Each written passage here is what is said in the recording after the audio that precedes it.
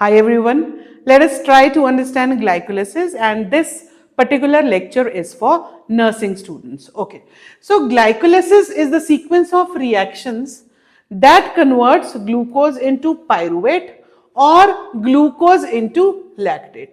So there are certain conditions कि अगर oxygen की प्रेजेंस में ग्लाइकोलिसिस चल रही है तो हमारे पास पायरुवेट बनेगा, अगर ऑक्सीजन की एब्सेंस में चल रही है तो हमारे पास लैक्टेट बनेगा। एक चीज, ठीक है। दूसरा, अब जब ये कन्वर्ट होगा ग्लूकोज इनटू लैक्टेट और पायरुवेट तो हमारे पास इसमें एटीपी प्रोड्यूस होगी, और यही एक मेथड है जिससे हम एनर्जी रिलीज कर रहे हैं ग्लाइकोलिसिस से। प्राइमरीली जो हम एनर्जी लेते हैं वो कार्बोहाइड्रेट से ले रहे हैं, ठीक है। और ATP is the universal energy currency and this pathway is also known as Embden Meyerhof pathway. अब बात करते हैं इसकी साइट की। इसकी जो साइट है वो होगी हमारे पास साइटोसोल। सेल के साइटोप्लाज्म में ग्लाइकोलिसिस होती है। अब ग्लाइकोलिसिस सेल के साइटोप्लाज्म में क्यों होगी? इसका सबसे बड़ा रीजन है कि जितनी भी मेटाबॉलिक साइकिल्स होती हैं ये एंजाइम्स के थ्रू चलती हैं, है ना। They are operated by enzymes and the enzymes of the glycolysis they are present in the cytosol. इसलिए इसकी जो साइट होगी वो साइट क्या होगी? साइटोसोल होगी इसकी साइट। ओके, नाउ अब जब ये ग्लूकोज कन्वर्ट होता है पायरुवेट या लैक्टेट में, पहले तो हम यही बात करेंगे कि एरोबिक कंडीशन में ग्लूकोज पायरुवेट में कन्वर्ट हो रहा है और साइड बाय साइड निकल रही है एनर्जी। अब जब ये ग्लूकोज पायरुवेट में कन्वर्ट हो रहा है, glucose is generally a 6 carbon compound, ठीक है। अब ये पायरुवेट तो बना देगा, ठीक है, लेकिन पायरुवेट 3 कार्बन कंपाउंड है, तो ये कितने पायरुवेट बनाएगा? 2 पायरुवेट बनाएगा। That means if 1 glucose is oxidised into pyruvate, अगर एक ग्लूकोज पायरुवेट में ऑक्सीडाइज हो रहा है तो कितने पायरुवेट बन रहे हैं? हमारे पास 2 पायरुवेट बन रहे हैं। ओके जी, so moving on to the phases. इसके 2 फेज हैं। पहला फेज है एनर्जी इन्वेस्टमेंट फेज, इसको हम प्रेपरेटरी फेज भी बोलते हैं। इसको एनर्जी इन्वेस्टमेंट फेज हम इसलिए बोल रहे हैं because in the first phase ATP is utilised and in the second phase ATP is produced. इसीलिए हम सेकेंड फेज को क्या कह रहे हैं? एनर्जी यील्डिंग और पे ऑफ फेज कह रहे हैं इसको। किसको? सेकेंड फेज को। Okay, so here we move on to the cycle of to the reactions of glycolysis. So glucose सबसे पहले तैयार करेगा। देखो, एनर्जी इन्वेस्टमेंट फेज है, ये प्रेपरेटरी फेज है। एटीपी यूज हो रही है और ग्लूकोज से बन रहा है ग्लूकोज 6 फॉस्फेट। ग्लूकोज की 6th पोजीशन पर 6 कार्बन होते हैं, ऐसे 1 2 3 4 5 6। ग्लूकोज की 6th पोजीशन पर क्या लग रहा है? फॉस्फेट लग रहा है। ऐसे होता है CH2OH, इधर CHO,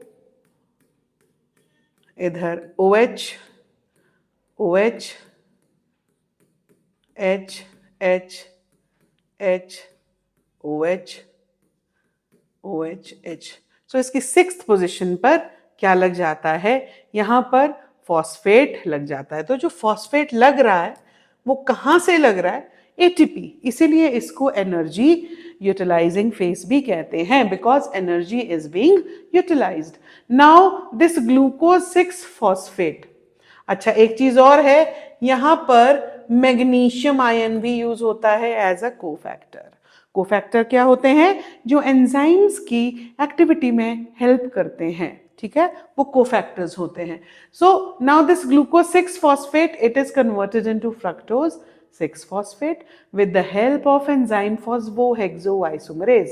तो आइसोमर्स हैं ये ग्लूकोज और फ्रक्टोज। एक्चुअली क्या है ना, ये याद करना इसलिए पड़ता है, इसके साथ में एक लिंक मेंशन कर दूंगी, मैंने एक शॉर्ट लिंक डाला है ट्रिक के लिए इसको, है ना, जल्दी से समझने के लिए। So this glucose 6 phosphate is converted into fructose 6 phosphate.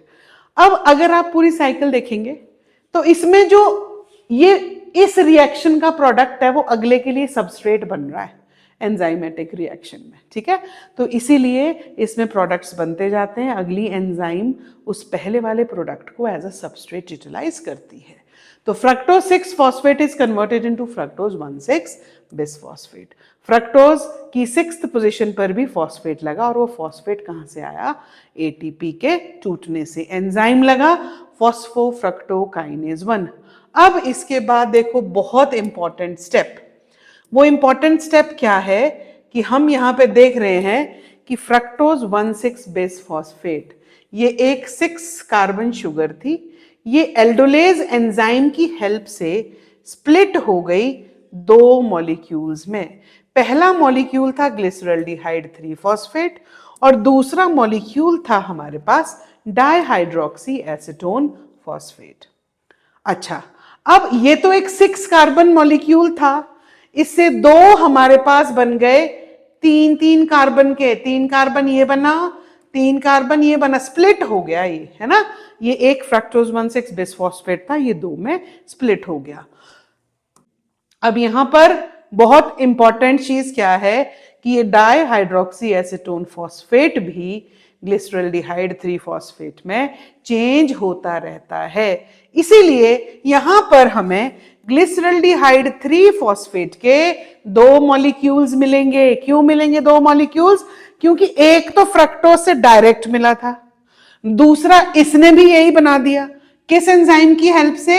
Isomerase enzyme की हेल्प से बना दिया। तो अब हमारे पास आगे 2 मॉलिक्यूल ही हर एक रिएक्शन में मिलेंगे। क्यों? 2 ग्लिसरल्डिहाइड 3 फॉस्फेट थे हमारे पास, 2 मॉलिक्यूल्स, एक यहां से आया एक यहां से, ठीक है। कहां से? डाइहाइड्रोक्सी एसीटोन फॉस्फेट से। अब आगे की जो साइकिल चलेगी वो चलेगी ग्लिसरल्डिहाइड 3 फॉस्फेट से, ठीक है। अब चलेगी ये ग्लिसरल्डिहाइड 3 फॉस्फेट से। Okay, so this glyceraldehyde 3 phosphate देखो 2 है। अब एनर्जी जनरेटिंग फेज शुरू है यहां से, ठीक है। So this will be converted into 1,3 bisphosphoglycerate. Enzyme use होगी ग्लिसरल्डिहाइड 3 फॉस्फेट डिहाइड्रोजिनेज। सो डिहाइड्रोजिनेज एंजाइम्स क्या होती हैं? जो हाइड्रोजन को रिमूव करती हैं। अब जो हाइड्रोजन है, जो प्रोटॉन है, उसको अगर वो रिमूव हो रहा है तो उसके लिए हमारे पास इलेक्ट्रॉन कैरियर भी चाहिए, और वो क्या है? NAD। So this NAD is converted into 2 NADH plus H positive. अब इसका सिग्निफिकेंस क्या है? क्यों इसको हमने एनर्जी जनरेशन फेज बोला? क्योंकि ये चले जाता है हमारे माइटोकॉन्ड्रिया में एक सिस्टम है जिसको हम ETC बोलते हैं। ETC क्या है? Electron transport chain.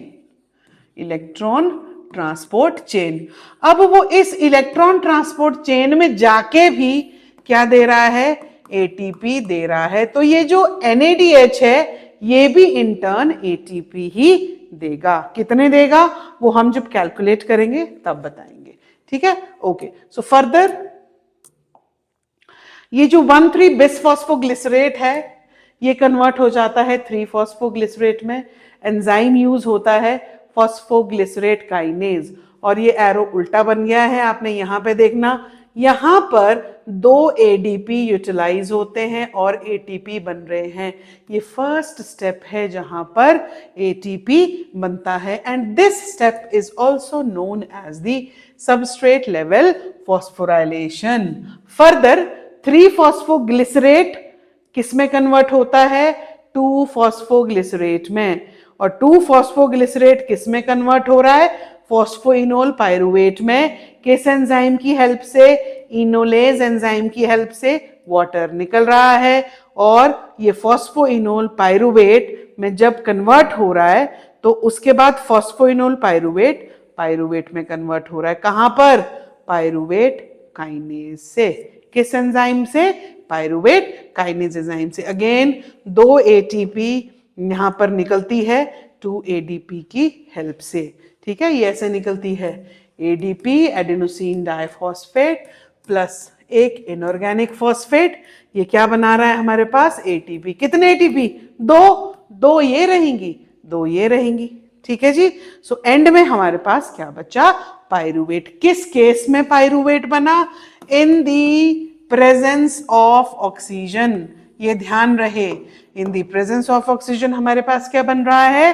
पायरूवेट बन रहा है। And in the absence of oxygen हमारे पास क्या बन जाता है?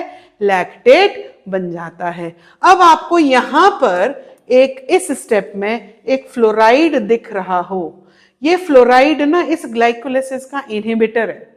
और ये कब यूज होता है? जब हम ब्लड ग्लूकोज करते हैं तो जो जिस वायल में हम लेते हैं ना सैंपल, वो फ्लोराइड कोटेड वायल्स होती हैं, ठीक है। सो इस स्टेप को हमें इनहिबिट करना होता है ताकि हमारे जो एग्जैक्ट ग्लूकोज है वो मेजरमेंट में आ सके। ओके, सो शायद जल्दी जल्दी मैंने पढ़ा दिया। अब रेगुलेशन की बात करते हैं। अच्छा, ऐसा करेंगे, रेगुलेशन में आपको अगले लेक्चर में बताऊंगी। आपने तब तक इसको अच्छे से पढ़ लेना है, और कोई भी क्वेरी होगी प्लीज लेट मी नो।